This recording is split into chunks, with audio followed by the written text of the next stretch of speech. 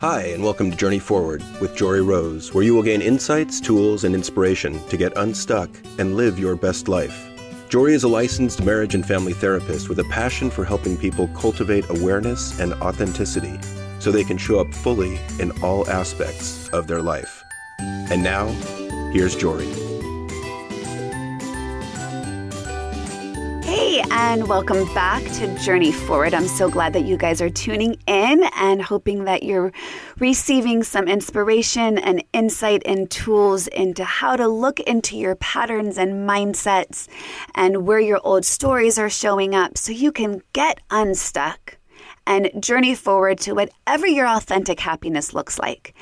And I think if you've been listening to my interviews and my episodes in succession, you'll hear that it has been such an evolution for me to get to where I am.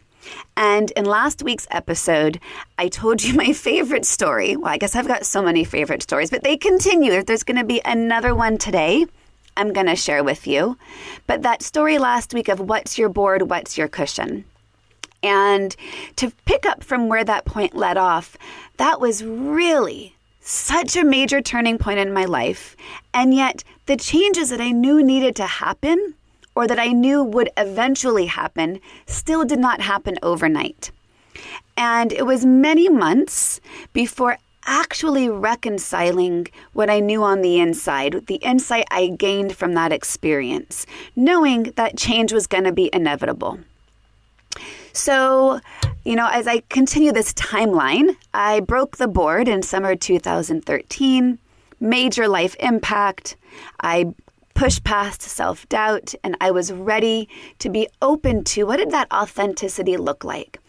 Where was I able to start stepping into truly the tools of mindfulness that I knew I wanted as a career? I knew I was developing this baseline of building mindfulness as my career path. And I really wanted to live authentically and having those tools be what drove all my actions. Because I didn't want to be inauthentic in teaching this practice if I wasn't living it. So more synchronicities. So I started seeing hearts. And I started seeing hearts everywhere. And I realized it was the universe kind of pointing out to me some more messages once again, just how deeply I was searching for wanting to bring true love into my life. And at this point, I was starting to see hearts even as I was going through my divorce. And I can honestly say I don't have anything bad to say about my ex-husband. We grew up together. We were kids together. We started dating when I was 14, met when I was 13. And I think we just grew to be very different people and needing different things out of our life. I was really delving into the spirituality and really wanting to be with someone aligned in what that meant. And we were just very, very different. And I kept seeing these hearts because I was really, going through the end of my marriage, going through that divorce, and then dating for the very, very first time, literally in my entire life. I wanted love, and I wanted love that really felt aligned. And so the universe started presenting hearts. I used to post, for any of those of you who have been following me on Facebook for any number of years would know, I would post all the hearts I saw. I would see clouds where the white would form a blue heart in the center with the sky popping through. I remember one time being in Big Sur near Esalen and being at the ocean, and the white foam of what was being created from the waves, the white foam formed into a perfect heart, which to this day I still have as the screensaver on my phone. I would see hearts showing up in water droplets on my kitchen counter. I've got pictures of a Tupperware of salad dressing in which the dressing separated out into a perfect heart. I would see heart in the shape of leaves, which were everywhere. And I would see hearts that would pop up in my food. Little pieces of green onion or a dollop of butter somehow in the middle of melting as I was making rice, or I have a photo of scooping out a spoonful of couscous and all of it parted away till it was a perfect heart on my spoon. In fact, in my bathroom wall, I have a whole wall full of photos of all these hearts appearing to me in nature. And because I was so tuned in to the universe and so tuned in of, okay, universe, I'm open, I'm ready to receive, what do you got for me? Well, it kept giving me hearts. And I dated a bit, and nothing was really melding well with me. Nothing that I was feeling super aligned with, and I had fun and I was meeting great people. I had some crazy dating experiences, as you could imagine, in this whole world of online dating. It's not always going to be smooth sailing. But I started to get really disenchanted by the whole dating thing, because I was starting to feel like no one's ever going to get me. I started to feel like I was too much. And I think being a therapist was really threatening for some guys to go out with. I would feel that, my intelligence or my spirituality or the woo-woo piece of me that was all about, fairy dust and hearts appearing and lights going on and 33s, that's really authentically who I was at that time. And I think it was a huge turnoff to a lot of guys. And I went out on a lot of first dates and not very many second dates. And I finally decided I'm done. I'm done dating. And I'm all good. I realized I just needed to take the time for me, that I could once again slow down, set my intentions, and get really, really clear, because I think I was searching for something, but wasn't really certain exactly what it was. All I knew was that what I was finding wasn't it. And it was getting exhausting. And it was, not just exhausting, but I was just getting kind of in that mindset of, I guess it'll never work. So I've, at this point, been divorced a couple of years. I had had a short relationship that was a good learning experience for me to also remind me of what is it I really want. And then everything changed when I came across a quote. And the quote is by the old ancient Sufi poet named Rumi. And the quote is, "What you are seeking is seeking you." Well, I saw this quote and everything changed. Because here I had felt that I was out there searching for someone that I hadn't yet found, wanting qualities that I didn't know existed all in one person. And the more I would go out or get online and meet people, I had very limited time to organically meet people, as I had the majority of the custody of my daughters. And while I didn't need a man to complete me, that old line from Jerry Maguire, I wasn't looking for that. I was looking for partnership. I was looking for deep, authentic, true love.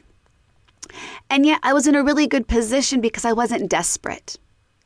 I was beginning my career. I owned my home. I'd already had my children. I didn't need a guy to give me the things in life that I'd already had, but I wanted someone that I could deeply share it with.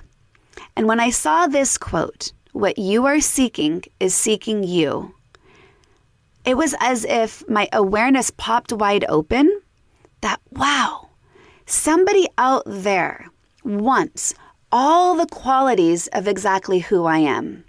All the things that I had been told I was too much or too high maintenance or too needy for being emotionally aware and desiring communication and desiring depth and desiring shared spirituality. I was told I was too much. If I wasn't told it explicitly, that's at least how I was feeling. But when I saw this quote, I realized, wait a second, I have all these amazing qualities that I guarantee, now that I saw this quote, "What you are seeking is seeking you," somebody out there wants. And whatever sense of hopelessness,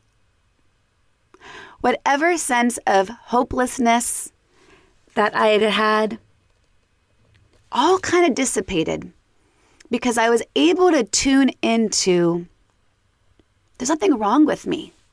And in fact, all these qualities that I have that I'm seeking to share with a partner, there's going to be someone else who's going to find these of high value. So it was the Sunday of Thanksgiving weekend. And if you're keeping track of my chronology of all my events, this was November of 2015. The Sunday of Thanksgiving weekend. My kids were at their dad's and I had had time to be alone.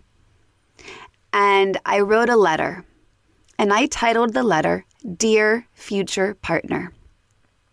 And at the top of the letter, I wrote the quote, what you are seeking is seeking you. And I wrote out everything I was grateful for in my life, everything I was complete, everything I was whole, everything I was fulfilled in, everything in which I was content, and I was specific. And then I wrote what I still had room for and what was it I was looking for in a partner. And I got really, really, really specific.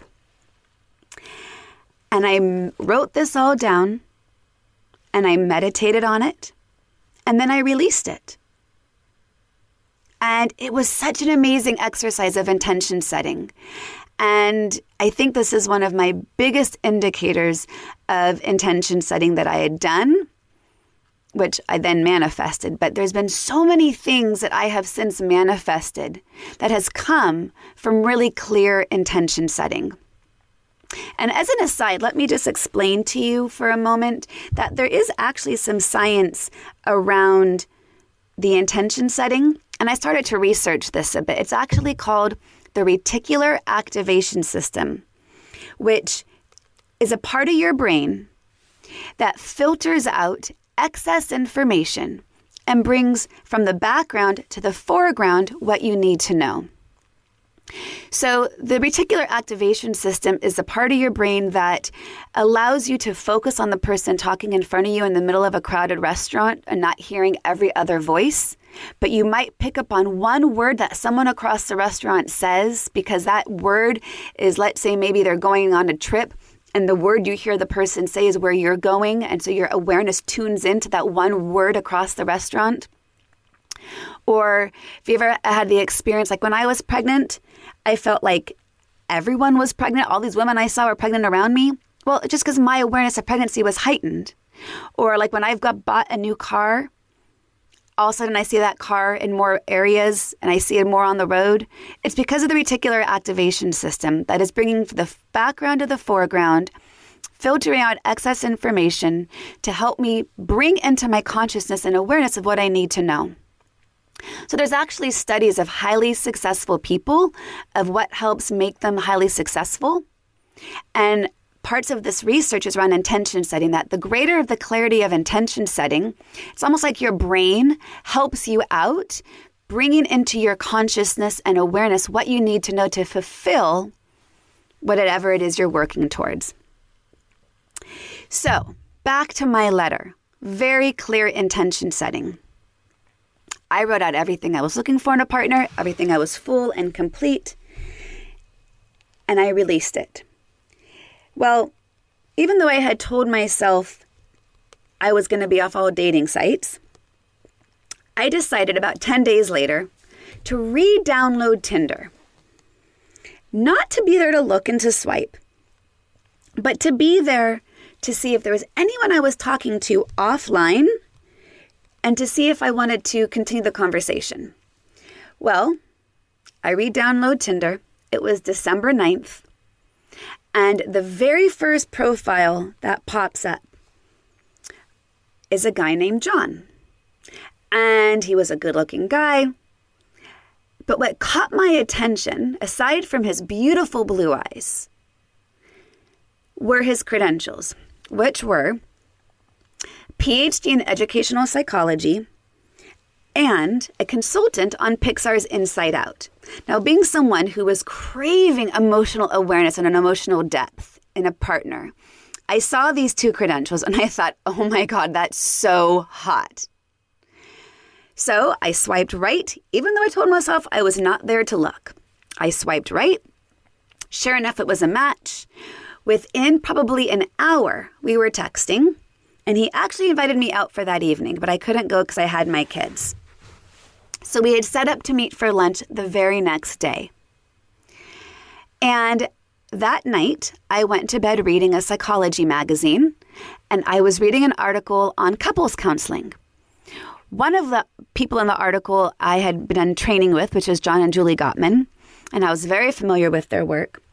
But the other person in the article is Susan Johnson, and it was a type of couples therapy I had never heard of before and had no awareness of who she was. I go to bed that night, reading this article. I'm excited for lunch the next day to meet John. I walk into the restaurant, and he's there waiting for me. And can you guess what synchronicity was manifesting right there in that very moment? John was sitting there reading the very book by Susan Johnson that was mentioned in the article from the night before. I couldn't believe it. Well, that was December 10th, and we had had so much in common. We had such a fun time at that lunch that we never even got to a real personal conversation because we had so much in common professionally that we left that lunch setting up coffee for the very next morning. I had never before left a first date where the very next date was for the very next day. And we had coffee the next morning, and we've been together ever since. I never after that went out on another date. And about 2 months later, I actually found myself on my second Dan Millman retreat. So you see, when I went on that first Dan Millman retreat at the Omega Institute in upstate New York, Dan said that he leads retreats in Costa Rica every other year. And when I came back home from being in New York, I said to my husband, "Oh my God, I'm going to go on Dan Millman's retreat in Costa Rica." He looked at me, he said, "No, you're not." Well, within the year I was divorced, and guess what one of the very first things I did when I got divorced? You guessed it, I booked that Costa Rica retreat with Dan Millman. And it was amazing because that first retreat was in July of 2013. And now here I was in February of 2016. I'd been dating John for a few months. I was divorced, and I found myself on a plane to Costa Rica by myself to do the very thing that I wanted to do but was told I couldn't do, and had ultimately been really afraid would never be able to happen. And I was so full of emotion on that plane because when I broke that board and I had this insight of all these things that were going to have to be changed in my life, here I was in just 2.5 years, and all of them had manifested. And me getting on that plane to Costa Rica was an example of me stepping into my warrior strength, into my power, into my self-confidence, not my self-doubt. And it was while on that Costa Rica retreat that I was like, oh my God, I am falling in love with this guy. And I remember FaceTiming him while I was there and realizing he was everything that I had written down in that letter. And in fact, I was gone over Valentine's Day. So when I got back, we scheduled a Valentine's Day dinner out. And I brought the letter with me and I showed him just how clearly my intention setting had been and just how amazingly he checked every single one of the things that I was looking for in a partner. What you are seeking is seeking you. So I ask you, what intentions are you setting? Where is your clarity on what you're wanting to bring into your life? Where are you still unsure? Where are you still having self-doubt control you? Going back to my question from the last episode, what's your board and what's your cushion? What are your obstacles getting in the way of your dreams? And what would happen just what would happen? What if you didn't let those obstacles stop you? Because I look at my life over the course of all these synchronicities that really started with my light going on in 2010, to meeting John, to my career unfolding the amazing way that it is, which is full of its own synchronicities and intention settings, and being in perfect alignment, because I believe once I got into really clear alignment, mind, body, spirit, and soul, and I stepped out of self-doubt, stepped into authentic well-being in all the areas of my life that meant. Getting rid of the negative energy, getting rid of what wasn't working, really working hard to tune into myself, to shift my patterns, shift my habits, get unstuck. So I encourage you, if it speaks to you, what you seek is seeking you. Write it down. It may not be in the form of a romantic partner. Maybe it has to do with a place you want to move to. Maybe it's a new career. Maybe it's a tribe of people you want to connect with around you, of friendship, of like-mindedness. Maybe it's spirituality. But I am 100% believer that if you set the intention based on what is most in alignment with your own clarity, I believe it will happen. And some of this is kind of woo-woo and law of attraction. But, the more and more people I come across, I believe the ones who are truly living their happiest, most authentic life, in which they're not stuck and not letting those fears and doubts and insecurities and old stories take over, are the ones who are putting out what they want to get back. So if it speaks to you to do some of that journaling, to set that intention, to use that as a focal point of meditation, what you seek is seeking you. So go get them, go big.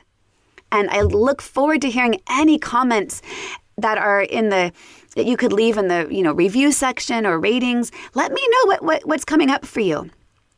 And to really bring this really full circle, how amazing is this that John and I actually went together to Costa Rica this past February for Dan Millman's last retreat. And now John and I are leading the Ultimate Relationship Workshop at the very same retreat center that Dan Millman has led his retreats in Costa Rica. That now the love of my life, he and I, who are on a very similar path, both professionally and spiritually, individually and yet together as a couple, that we are leading our very first couples retreat relationship workshop in April of 2020. So to me, all these things continue to unfold of being in the right place, being in perfect alignment, showing up authentically, and it's manifesting. So if you want to have more information on the retreat, check out my website, joreerose.com, under retreats. And you'll see the information for our couples retreat in April of 2020. And it just, I can't begin to tell you the warmth my soul feels to see and to look back over the progression of all the things that I've been stuck in, and to really notice that I've slowed down, set the intentions, tuned into the universe, and not only have listened to what the universe was offering, but believed it and then took action. And here I am. So I hope that's inspiring to you in whatever areas in your life you're feeling stuck, because the journey forward is available, and I will continue to inspire you to help you get there. All right. Take care, you guys. To continue your journey forward, find Joree Rose on Facebook and Instagram to become part of her growing community. You can also gain access to her meditations, books, online classes, or to sign up for an upcoming retreat, visit her at joreerose.com. That's JOREEROSE.com.